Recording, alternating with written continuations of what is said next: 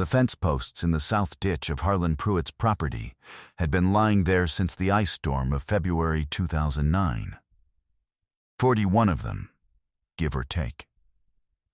Locust posts, mostly, some cedar, the kind of old growth wood nobody puts in the ground anymore because they don't mill it that way anymore.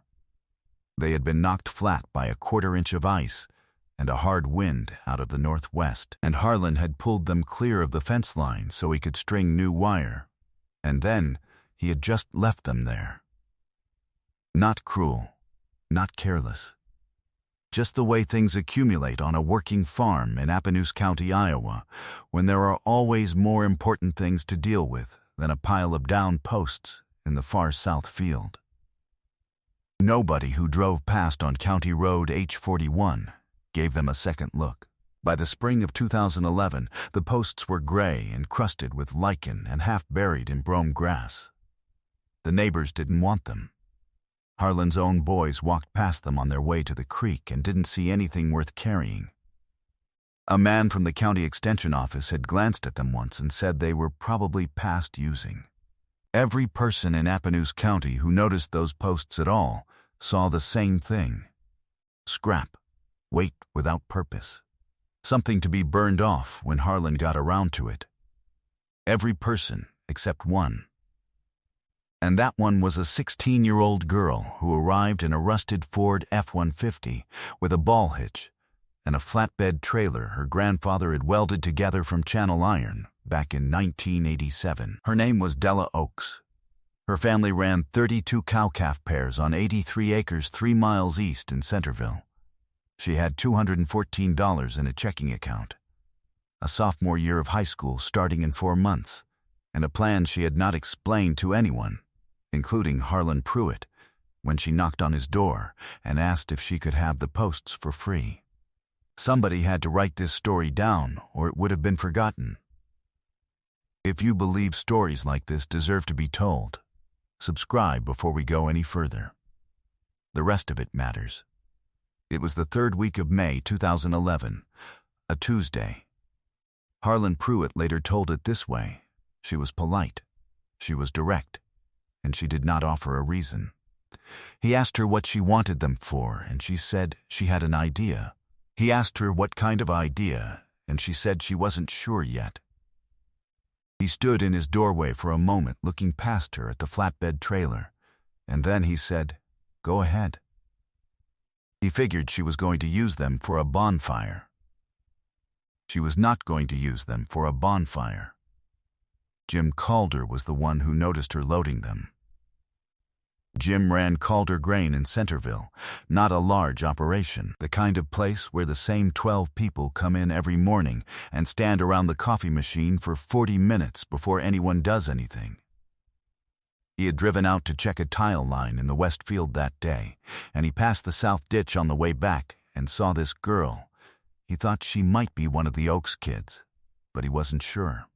Stacking old locust posts on a flatbed trailer all by herself in the heat. He slowed down. She had a pair of leather work gloves on and a Carhartt canvas shirt that was too big for her, and she was working her way down the pile in order, smallest to largest, and she wasn't rushing. He rolled the window down and asked if she needed help. She said no thank you.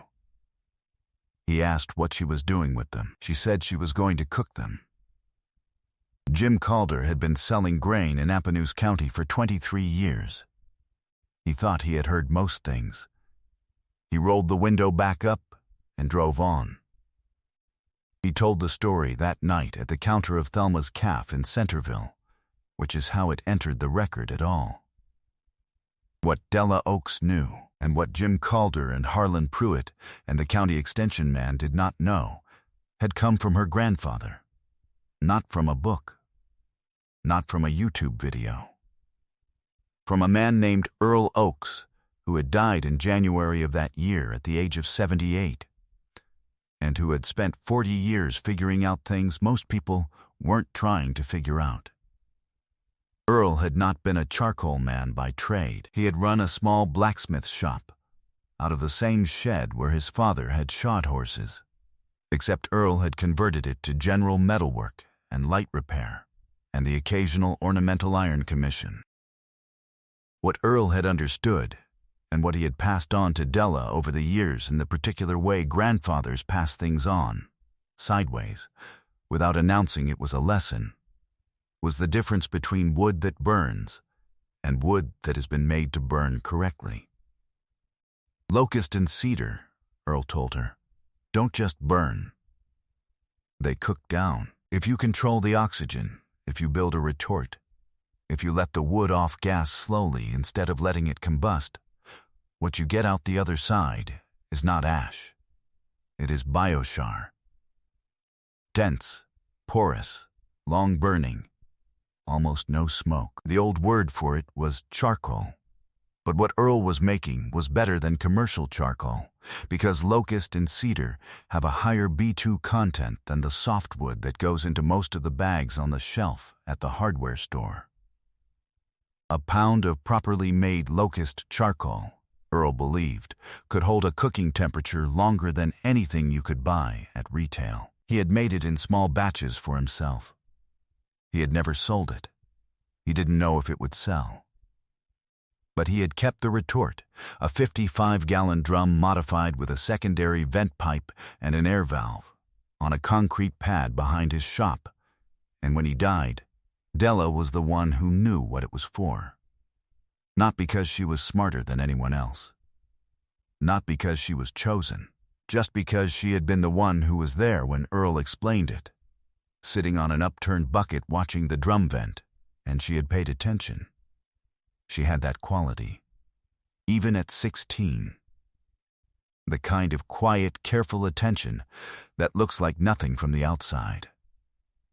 She spent the summer with the retort. 2 batches a week, each one about 1.5 bushels of finished charcoal. The locust posts were dense and heavy, and they cooked down slow, which is exactly what she wanted. The first batch she did wrong, opened the air valve too early, and combusted 1/3 of the load. The second batch she got right. By the 4th batch, she had the timing dialed. 14 hours from start to finish, air valve cracked at the 4-hour mark, sealed at 12, cooled down until morning.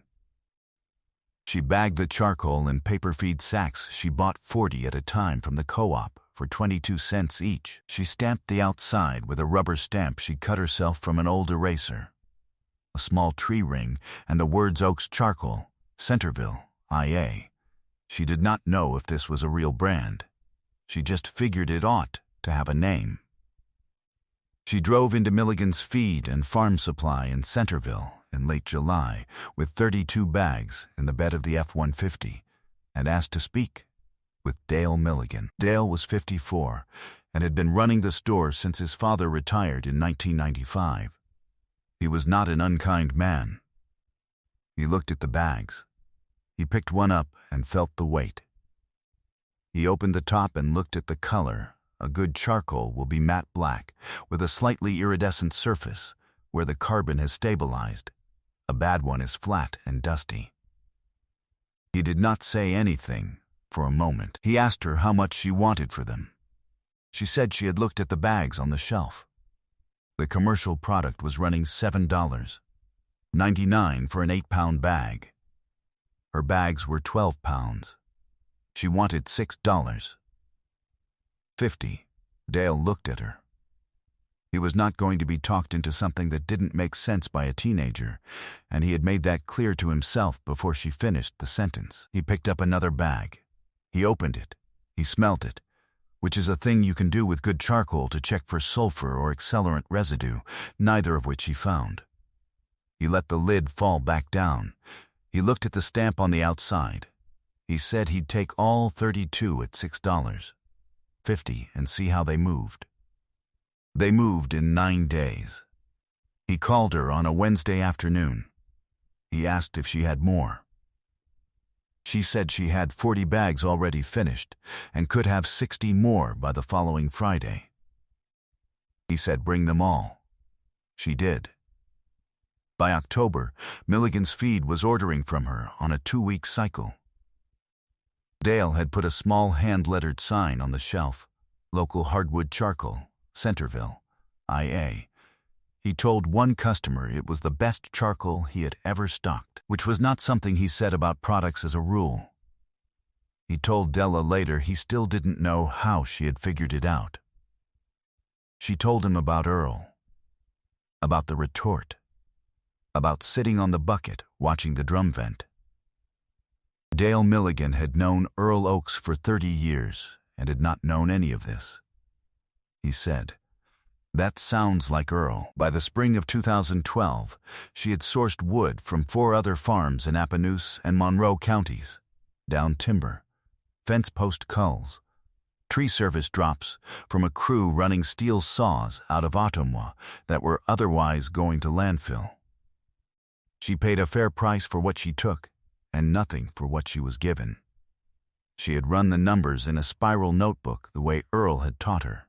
Cost in, cost out, margin, reinvestment, not in a spreadsheet, in a notebook, in pencil, the same way her grandfather had done it. She hired her younger brother the summer of 2012, paying him $9.50 an hour and splitting the batches between 2 retorts she had built from Earl's plans, which she had copied out of his shop notebook before the estate sale. By the fall of that year, she was clearing just over $1,100 a month after costs, which was more than her father was clearing from the cow-calf operation most months.